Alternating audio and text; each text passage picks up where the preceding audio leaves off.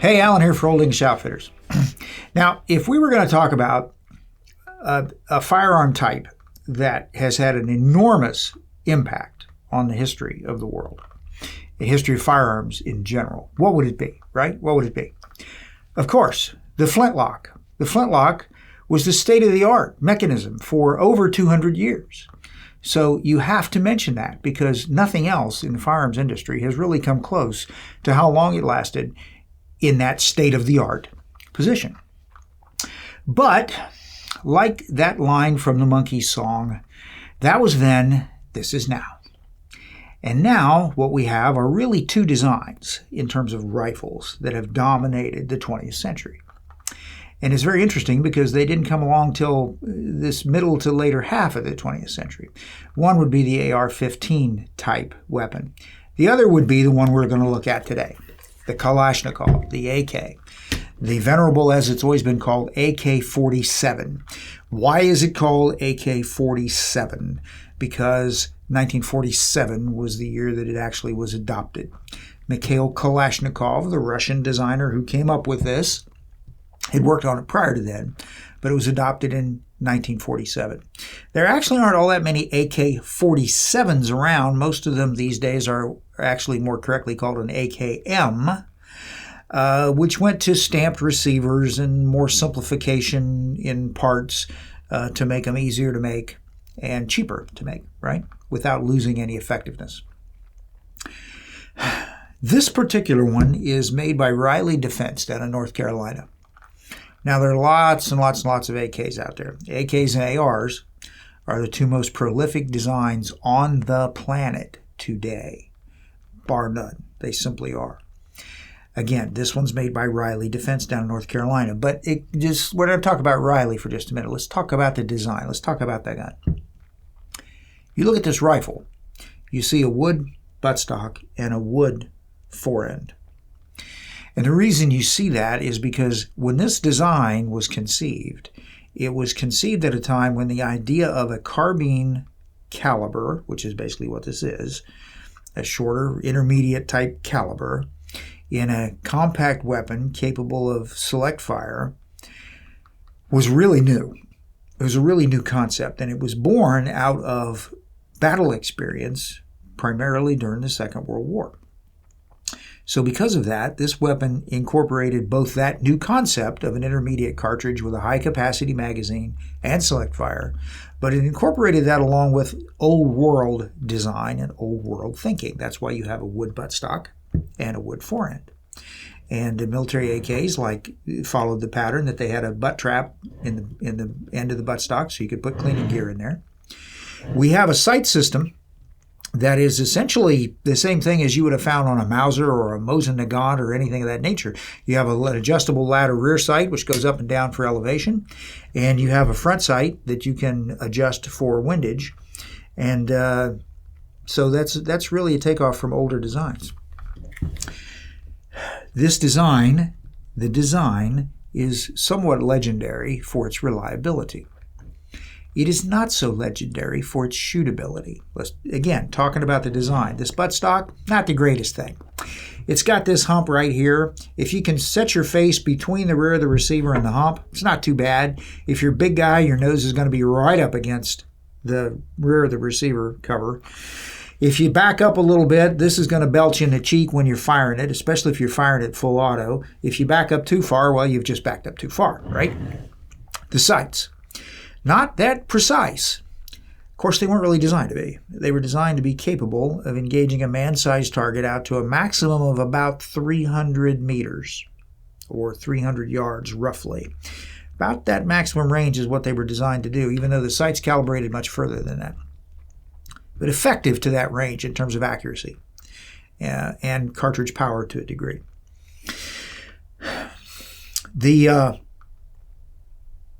The whole design is actually very, very simple, and that is probably its strong suit. Accessories? Not really. The only accessory this thing was really designed to take was a bayonet up on the front. That's pretty much it. It really wasn't designed to take any other accessories. As time has gone on, of course, that has improved, and now we have other buttstocks and other configurations of this type that enable it to take other accessories, sights, lights, etc., etc. The bayonet being less important to us these days. Okay, that's the design. Now, let's talk about this rifle, the Riley Defense AK. Nice gun. Shoots pretty good. This cartridge in these weapons is pretty soft recoil. It's really not too bad. So you don't really need heavy recoil pads or anything of that nature. Now, starting from the back end, this does not have a butt trap. It just simply has a butt plate, okay? We have a ribbed AK receiver cover, which is good because it contributes to strength. On the reverse side of the receiver, we have one of these side mounts so that you can put an assembly on there that enables you to mount a scope or a sight system. It attaches to the side receiver, comes up above the receiver cover. We have dimples in the side of the receiver itself. That's an important point. You see some that don't have it. That helps stabilize the magazine. We used both the magazine it came with and an aftermarket metal magazine. Didn't have any trouble with either one. Those dimples help. They contribute to that. The pistol grip is very much like an older style AK pistol grip. Just like this stock is designed like an older style military, more of an original type AK. The pistol grip's not very large, kind of thin. This one's made of polymer. A lot of the old original ones were wood. This one's made of polymer. It's not bad. Works pretty good. Magazine release is that paddle right there. AK magazines rock in. They don't go straight up and in like an AR pattern magazine does. We have the sight assembly up here. This is a gas-operated semi-automatic rifle. The gas system runs up through here. And moving on to the front, we have cleaning rod that's underneath the barrel, kind of a standard AK feature. You can pull that out, use that to clean the gun, obviously. The front sight is the standard AK front sight tower. The front sight on these is drift adjustable left-right for windage correction. It's threaded so it screws in and out, so you run it up or down for windage correction. You've got a slant muzzle brake up here. What the devil is the deal with a slant muzzle brake? Why is that on there? Why is it loose? Well, it's really not loose. It's just on there. It's threaded on. There's a little plunger. You can take it off, put a different muzzle device on if you wanted to. The slant brake was an AKM feature. Original AKs didn't have it.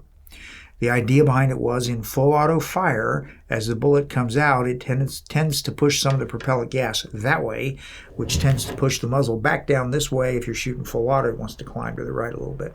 That's the idea behind that. Does nothing to suppress flash, nothing at all. Not really intended to. This weapon comes with, well, it's got a sling swivel mount on the toe of the buttstock back here. And we have a solid sling swivel mount up here, so you can attach a normal AK sling or something modified to suit it there. The safety is an AK safety.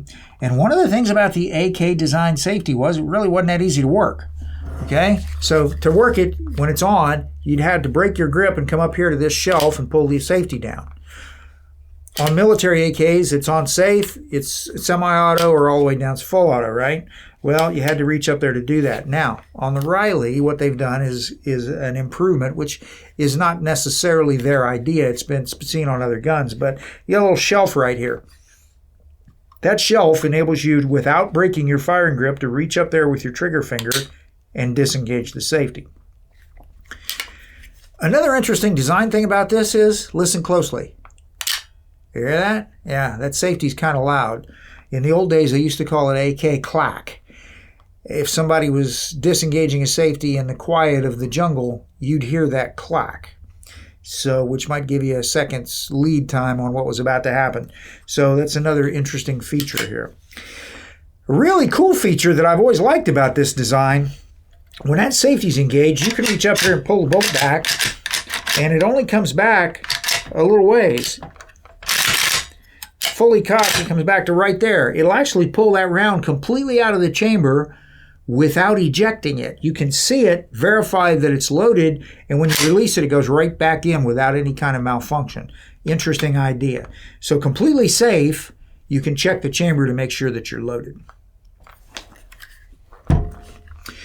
Riley's done a good job on these guns. They're solid, they're reliable, they're very traditional looking. This comes with a ProMag polymer 30-round capacity magazine. 30 rounds is the standard for AK patterns.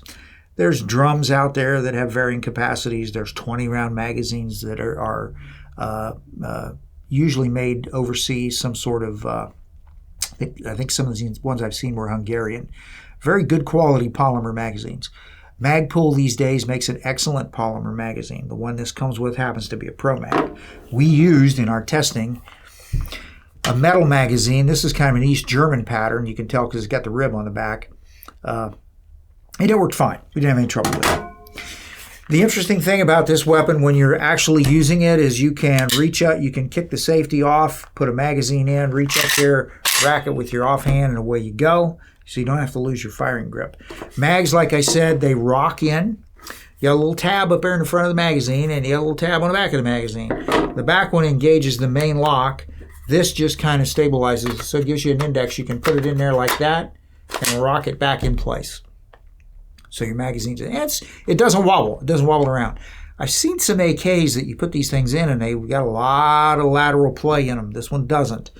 To take that magazine out, the easiest way to do it is catch your thumb on the release, grab the magazine, and out it comes. And now you're ready to reload. Triggers on AKs are not like triggers on ARs. They're not like triggers on a lot of things. They're kind of a roll-off trigger. When you actually squeeze it, you notice it just keeps going and keeps going. You can almost feel it rolling a little bit. It's not heavy. It's relatively lightweight, especially once you start it moving. It's pretty easy to control. We had no trouble running double taps out of this. Takedown on AKs is very simple. Part of the thing that makes these things reliable is instead of having all the propellant gas coming back in here like you have on some other designs, you've got a bolt with a long operating rod that comes way up into here. So the excess gas actually taps off. If you look at the side of this, there's some vent holes. The excess gas from the round taps there, and it just runs that back, so the bolt area stays pretty clean and somewhat cool because of that. This is a nice rifle. It handles well, it shoots well. Again, the cartridge is not heavy shooting, not hard recoiling, especially in something gas operated like this. With an improved stock design, it makes it a lot more comfortable to shoot. All this is perfectly shootable as it is and very classic. Takedown on these things, you push in this and you take the cup cover off, and you've got a recoil spring in here. You just pull this out and that comes out. Recoil spring and guide. And from here we got, there's that bolt we're talking about. Here's the bolt itself, and it actually will turn and come out of here like that. No small tiny parts to lose. There's that long operating rod. It's an extraordinarily simple system, which contributes it to its strong reputation of being extraordinarily reliable. There we go. Get it back where we can see it. Slides in there, no trouble when you can see it. Spring goes in. This attaches right back in there just like that. And the cover goes on. Sometimes the covers can be a little bit ornery to get on. This one's not really any different, but there we go. We got it. Very, very, very nice that you don't have tiny, small parts when you field strip this thing. They're a good rifle. They're reliable. This one seems to be accurate enough, and we didn't zero it before we shot it. All we did was we loaded it, took it out, and started shooting. And it's certainly close enough in terms of sight picture for the range we were operating at. The Riley Defense AK. We've had these in stock off and on. Always check with us for current price and availability, but the price is pretty good. They've got a couple other versions that are a little more upscale than this one, but this is the classic one. They call it specifically the RAK-47. Riley AK-47. Okay, well, that's what we have today. A weapon that has certainly influenced small arms in the 20th century and now continuing into the next century. So, there you go. Thanks for watching. Until next time, I'm Alan for Old English Outfitters.